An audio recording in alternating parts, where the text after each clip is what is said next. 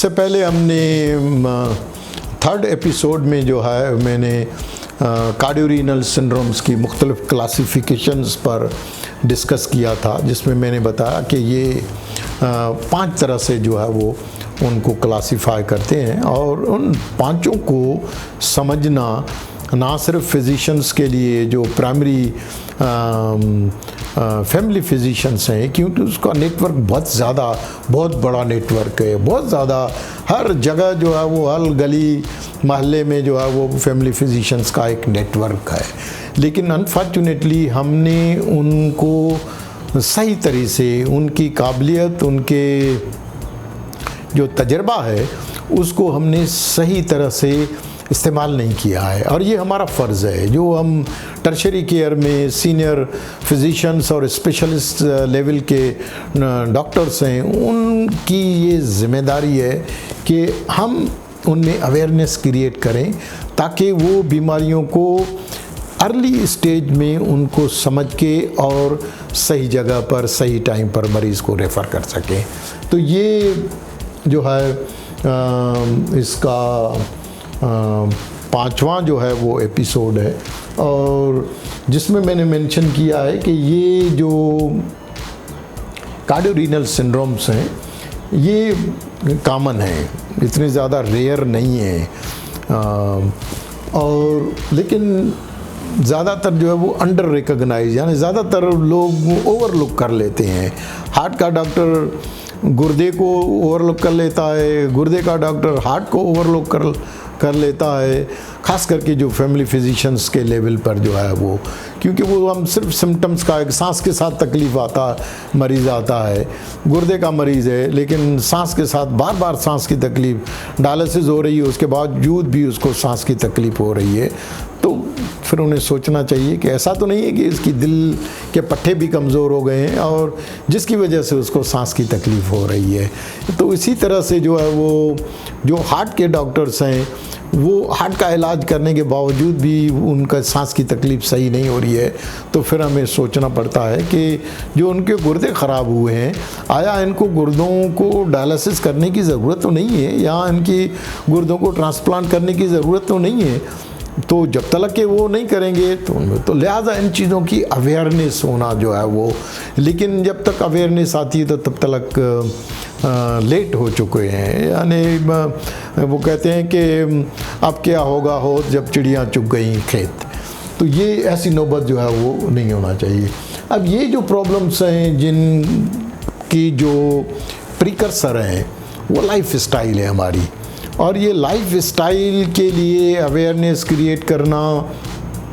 ये family physicians, ये public का काम है, ये हमारा जो मुआशरा है, हमारी सोसाइटी है, हमारा जो उलमाए दीन है, उनको ये चीज़ें जो है वो सीखनी पड़ेगी, और वो अपनी लेवल पर गली मोहल्ले में हर जगह लोगों को जो है वो इन चीज़ों के बारे में अवेयरनेस क्रिएट करें, क्योंकि ये 2 बहुत बड़े बम हैं। हम बाकी तो बम धमाकों का फौरी तौर पर जो है वो हेडिंग लग जाती है, लेकिन ये इतने बड़े बम धमाके, सिगरेट, ब्लड प्रेशर, हर घर में कोई आदमी डायबिटीज़, शुगर, तंबाकू नोशी, क्रिस्टलाइज, ये बीमारियां हैं। खून में चिकनाई की मिकदार है, नींद की कमी है, एक्सरसाइज का नाम ही नहीं है, तो ये लाइफ स्टाइल है, सारे लाइफ स्टाइल के प्रॉब्लम्स हैं। तो इन लाइफ स्टाइल्स के प्रॉब्लम्स को समझना जो है वो हमारे लिए जो है वो ज़रूरी है। तो ये जो इतने सारे बम धमाके हैं, और ये बम धमाके हर घर में, कोई ऐसा घर नहीं है जिसमें angina, heart attack, heart failure की बीमारियां नहीं हों, और ये अल्टीमेटली जितनी भी बीमारियां हैं ये ऐसा कहें कि ये छोटे बम धमाके हैं। अब ये छोटे बम धमाके जो हैं ये बड़े बम धमाकों की तरफ धकेलते हैं। बड़े बम धमाके यानी हार्ट फेलियर, रीनल फेलियर, ये 2 बहुत बड़ी वबाएं हैं, और ये पूरे दिल और गुर्दों के अस्पताल इन्हीं से भरे हुए हैं। अब ये भरने से पहले हमारे पास ये जो जिसका मैंने कहा कि फैमिली फिजिशियंस जो हैं वो अब यहाँ ये तो जो बड़े प्रॉब्लम्स हैं ये तो चलो NICVD और SICVD और SIUT का जो है वो काम है, लेकिन ये जो चीज़ें हैं ये तो आपका काम है, ये फैमिली फिजिशियंस का काम है, ये मरीज़ों का काम है, ये हमारे उलमाए दीन का काम है, ये हमारे सियासतदानों का जो पॉपुलर सियासतदान है लोग उनकी मानते हैं कि उनकी ये जो खाने पीने की एक तूफ़ान जिस तरह से हम खा रहे हैं रमज़ान के महीने में, जितना हम जितना खा रहे हैं, और तो हम रोज़ा तो नहीं रख रहे हैं, लेकिन हमें हमारी लाइफ स्टाइल रमज़ान गुज़रने के बाद भी शादियों में चले जाएं, दावतों में चले जाएं, किसी फास्ट फूड के रेस्टोरेंट पे चले जाएं, किसी बारबेक्यू की शॉप में चले जाएं, रात को आधी रात भी कतारें लगी हुई हैं, यानी हम जानवर खा रहे हैं, लेकिन घास को कोई हाथ नहीं लगाता है। जब तक हम जानवरों को छोड़ के घास, जानवर भले खाएं, ज़रूर खाएं, लेकिन घास ज़्यादा खाएं, यानी फल और सब्जियां। हमारा मुल्क जो है वो एग्रीकल्चरल कंट्री है, ये गोश्त और ये सारी चीज़ें ये तो बाहर से जो है हम मंगा के, और यहाँ पर जो है हम इतनी जो है वो, तो लिहाजा इन बीमारियों से अगर बचना है तो ये जो खाने पीने की लाइफ स्टाइल है, सिगरेट, तंबाकू, रातों की नींद, like of exercise, sedentary life style, हमें जब तक के इनको, और ये जितनी भी चीज़ें हैं ये इन बड़ी चीज़ों से बचने के लिए हमारे फैमिली फिजिशियन और आप खुद मरीज़, आपके अजीज़ रिश्तेदार, दोस्त, अहबाब, हस्बैंड, वाइफ, उनके बच्चे, आप अपने बच्चों को खुद जो है वो ख़रीद के, आप खुद बाज़ार में जाते हैं, इतना तेल लेके आते हैं, इतना घी, इतनी चीनी, इतनी मीठे मशरूबात और इतनी चीज़ें, समोसे, पकोड़े, क्या क्या चीज़ें नहीं है जो हम अपने बच्चों को टेबल पर बैठ के नहीं खिलाते हैं। तो ये सारी चीज़ें जो है वो सेहत के लिए मुज़र हैं। खाएं, ज़रूर खाएं, तरीके से खाएं, थोड़ा खाएं, लेकिन ये कि ऐसे नहीं जिस तरह से हम खा के और फिर हम जो है वो मुख्तलिफ बीमारियों का यंग एज में, हमारे मरीज़ जो हैं वो 20 साल कम से कम, जितने हमारे दिल के मरीज़ हैं 20 साल, आप अस्पतालों में चले जाएं, इन्हें चाहे गुर्दे के अस्पताल में चले जाएं, चाहे दिल के अस्पतालों में चले जाएं, भरे पड़े हैं वहाँ पर। वहाँ तो मछली मार्केट लगा हुआ है, जगह नहीं है, लोग हर जगह परेशानी के आलम में जो है वो दौड़ रहे हैं, और उल्टा फिर हमारे अस्पतालों में कोई तरतीब भी नहीं है प्रॉपर तरीके से कि कौन से मरीज़ जो हैं वो कौन से अस्पतालों में देखने चाहिए। सिस्टम तो बना हुआ है, प्राइमरी, सेकेंडरी, टर्शरी हमारे बने हुए हैं, लेकिन कोई तरीक़ेकार नहीं है कि जिनको प्राइमरी लेवल पर जाना चाहिए वो प्राइमरी की जगह डायरेक्ट टर्शरी में पहुंच जाते हैं। छोटे से चेस्ट पेन है उसके लिए वहाँ पहुँच जाते हैं, छोटे छोटे प्रॉब्लम्स के लिए जो है बड़े अस्पतालों में जाके, फिर बड़ों अस्पतालों का काम इतना ज़्यादा बढ़ जाता है कि जो मुश्किल प्रॉब्लम है, जो पेचीदा प्रॉब्लम्स हैं, उन पेचीदा प्रॉब्लम्स का तशख़ीस और इलाज में ताख़ीर हो जाती है, उन पर फिर ज़्यादा ख़र्चा जो हो जाता है। तो लिहाजा ये जो चीज़ आपके हाथ में, जो आपके हिस्से का काम है वो आप करें, जो आपके हिस्से सियासतदानों के हिस्से का काम है वो सियासतदान कहें। जहाँ बाकी चीज़ें तकरीरें करते हैं, जहाँ उलमा हैं जुम्मे के खुतबे में और बहुत सारी चीज़ें जो हैं वो मरीज़ों को बताते हैं, वहाँ इन चीज़ों पर भी एम्फसाइज़ करें। ये जब तक हम एम्फसाइज़ नहीं करेंगे, और ये आपको करना पड़ेगा, आलिम दीन को, उनको जुम्मे के खुतबे में लोगों को इस लाइफ स्टाइल के बारे में एजुकेट करना पड़ेगा। तो आपको भी जो है, जब तक आप एजुकेट नहीं करेंगे तो पब्लिक को कैसे जो है वो एजुकेट करेंगे। तो जैसे मैंने बताया कि ये जो प्रॉब्लम है कोई ये रेयर नहीं है, ये एक स्टडी है, साउथ एशियन स्टडी है, जिसमें जो मुख्तलिफ़ किस्म के कार्डियोरीनल सिंड्रोम्स का के कितने फ़ीसद मरीज़ जो हैं वो टाइप 1 में मुब्तला हैं, टाइप 2 में, टाइप 3, टाइप 4 और टाइप 5 में। तो ये एक स्टडी थी जो हार्ट फेलियर की बीमारी की वजह से अस्पताल में मरीज़ दाखिल हुए, तो उनमें देखा गया कि कोई 30% मरीज़ों में टाइप 1 का मकसद ये है कि उनको अक्यूट हार्ट का प्रॉब्लम था और उसकी वजह से अक्यूट किडनी इंजरी हो गई। यानी शिद्दत के साथ हार्ट का प्रॉब्लम आया, पहली दफ़ा हार्ट का प्रॉब्लम आया और पहली दफ़ा ही उन्होंने, क्योंकि हार्ट का मर्ज़ इतना शदीद था कि उसने गुर्दे को भी जो है वो मुतासर कर लिया। उसके बाद जो है वो टाइप 3 एंड टाइप 5 जो है ये कोई 20% मरीज़ों में जो है वो ये टाइप 3 और टाइप 5 जो है वो, इससे पहले मैं एक्सप्लेन कर चुका हूँ, तो लिहाजा टाइम की वजह से दोबारा मैं इनको एक्सप्लेन नहीं कर रहा हूँ। तो ये टाइप 2 एंड टाइप 4 जो है जो कोई 15% जो है वो ईच जो है वो, हर एक जो है वो 15%। तो लिहाजा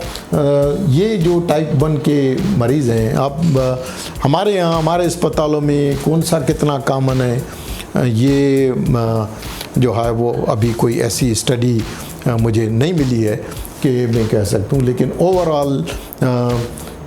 इससे कम भी हो सकते हैं, इससे ज़्यादा भी हो सकते हैं। तो लेकिन एक रफली एक आइडिया कम से कम आदमी को हो जाता है कि ये। अब आते हैं कि अगर ये कार्डियोरीनल सिंड्रोम्स जो है वो किसी को हो जाए, यानी दिल और गुर्दे दोनों ही अगर बीमार हो जाएं, मुतासर हो जाएं दोनों, चाहे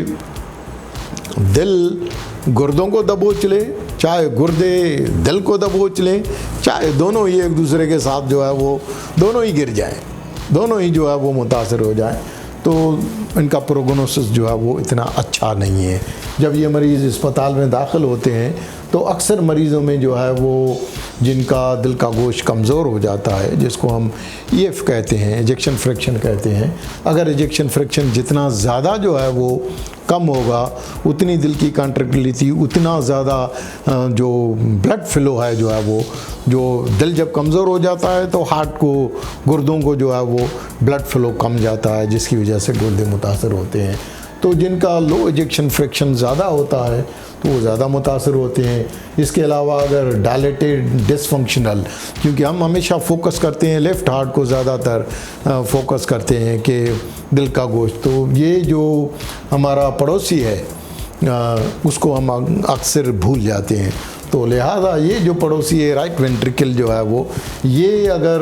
मुतासर हो जाए और ये भी बढ़ के और कमज़ोर हो जाए तो उसका प्रोग्नोसिस जो है वो अच्छा नहीं होता, दोनों बीमारियों का, चाहे गुर्दे मुतासर हो, चाहे दिल, चाहे दोनों जो है वो। तो ये जो है ये बैड प्रोग्नोस्टिक फैक्टर्स हैं, जिसकी वजह से अस्पतालों के ख़र्चे, अस्पतालों की तकालीफ, क्वालिटी ऑफ लाइफ और अमवात की शरह जो है बढ़ जाती है। इसके अलावा अगर उनका पल्मोनरी आर्टरीज़ जो है, मेन आर्टरीज़ हैं, उनका अगर प्रेशर बढ़ जाए, पल्मोनरी हाइपरटेंशन, तो वो भी एक बैड प्रोग्नोस्टिक फैक्टर है। आखिर में जो है ये जो एडवांस हार्ट फेलियर के मरीज़ होते हैं और जिनकी गुर्दे बहुत ज़्यादा ख़राब होके और लो GFR, तो ये एक ऐसी स्टेज आती है जो लाइलाज हो जाती है। और ऐसे इस किस्म के बहुत सारे मरीज़ हम देखते हैं, नौजवान देखते हैं, और अनफॉर्चुनेटली